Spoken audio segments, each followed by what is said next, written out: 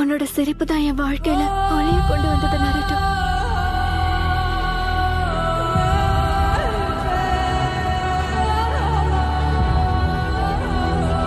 ஏன் தெரியுமா? ஏன்னா நான் உன்னை காதலிக்கிறேன் நருட்டோ.